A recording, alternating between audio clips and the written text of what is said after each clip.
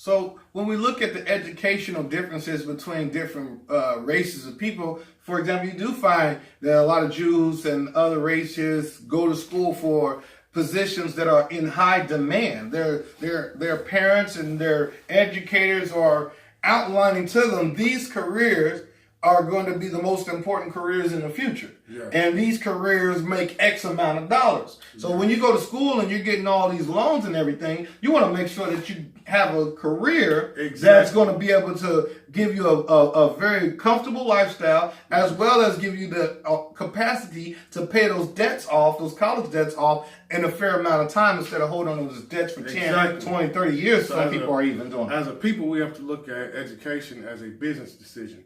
Exactly. You know, you're going to take out a loan. It's totally business. So the debt to net ratio, how would that play out? Exactly. Am I going to school for what William Ballow calls a vanity project? I like that. Man, it's for your ego as well. Okay, you like art, that's great, but will that pay off? Right. The average student debt coming out of a 4-year college degree, which is still undergrad, which is not much these days, is what? $30,000 to $40,000 in debt. Mm-hmm. With the interest rate of what? The interest rate of what? Could 2.5 or 3% or less. Right. But it's even with no interest, it's still a problem. Take away the interest, and you still owe $35,000. Right. And your starting salary is probably $20,000 to $25,000 in a psychology, psych majors, art majors, $20,000 to $25,000.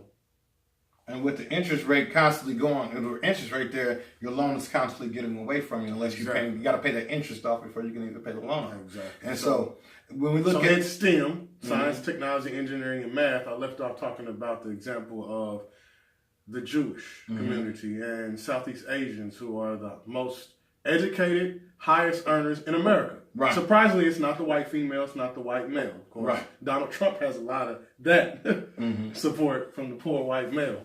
We won't go into that dynamic, but so yes, we are far behind and lagging because of not taking education seriously. Exactly. Even more so, aiming high in a field that is in demand. Well, let's talk about what you just said: science, technology, engineering, mathematics. Yes. In 1964, after the Civil Rights Act, the U.S. government had a report put together called the Coleman Report. The Coleman Report basically stated that in 12th grade, whites scored 80% higher than 12th grade blacks in math. And that in 2013, someone did a similar study, and that similar study said that approximately 12th grade whites scored 81% higher than their black peers.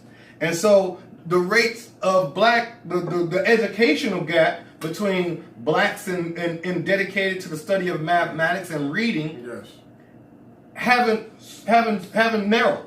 The gap is still there. It was 87% in 1960s. It's only white people are 87% more likely to score higher in 1960s. Today, 2013, a few years back, still 81%. That's only a 6% narrowing of the educational gap.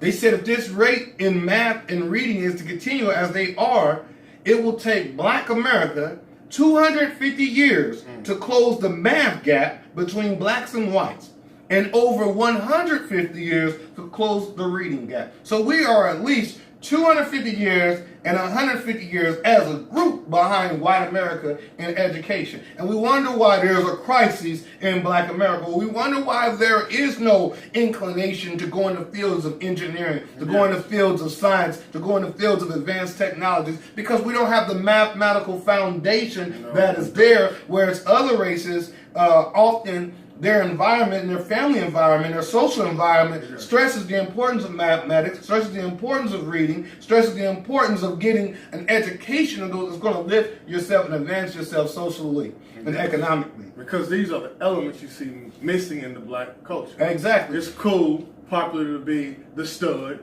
to be the NFL-bound athlete, the NBA-bound athlete, the lyrical genius, which is wonderful. All of these wonderful traits and gifts and abilities. Right, but it is not enough and insufficient for people who are 200 something years behind. Exactly. Given that data that you just... Exactly. We're 228 years behind and 250 years behind. Exactly. We're 250 years behind educationally and 228 years behind economically. Exactly. And so, we didn't even deal with the fact that how many athletes end up broke. Oh, because yeah. they don't have the mathematical mindset. They don't have that mathematical you earn foundation. millions a year, but where's that money going? Exactly. Are you investing in the right stocks and bonds, commodities? So they done research. They said that education really is not an equalizer for Black America. The actual quote is, new research is showing that getting another degree or a higher paying job may do less than believed to make good on the American dream for families of color. And this is white America telling us the truth here. They said according to recent calculations of 2011 figures, a group of academics, the median household headed by Black college graduate, had about 2/3 the net worth of the median white household headed by someone who did not even finish high school. So Black college graduates are making less money than white folk that have never even graduated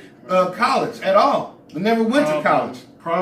Serious problem. Derek Hamilton says education does not erase the racial wealth divide. So one of the biggest divides is racial wealth divide is inheritance. If we just said that white wealth, college educated wealth, is almost 12 times, white wealth is almost 12 times that of Black wealth, then we don't have no inheritance to leave our children. $11,000, if all I got is $11,000 in the bank when I die, that's only going to pay for the funeral. Exactly. And that's a modest funeral. I ain't even got the bling bling to go with it. You know. So hence the problem that you mentioned before of the successful token Black folk that leave the hood and never come back. Well, yeah. So-and-so made it. Yes, but where's the collective fund? Where's the outreach? Where's the reaching back?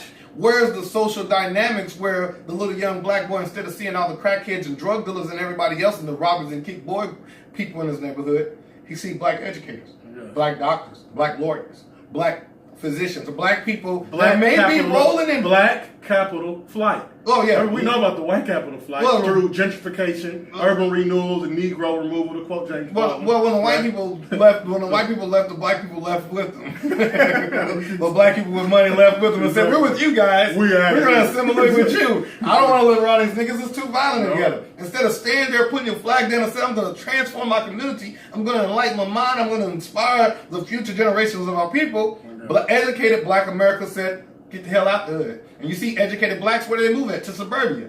How many educated Blacks do you know that move into the ghetto?